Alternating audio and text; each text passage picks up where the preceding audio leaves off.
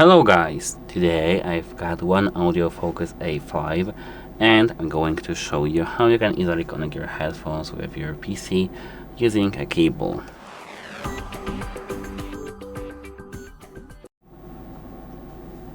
It doesn't have to be actually necessarily a PC, of course. It can be any device.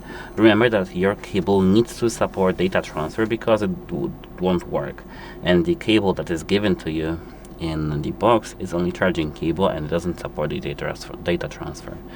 It can be either USB type A to type C or type C to type C.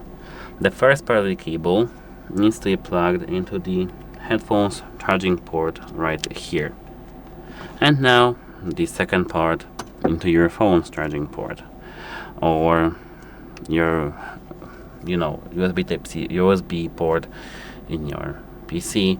Actually, doesn't matter. Here we've got this icon that we've got our headphones connected. That's it. Bye.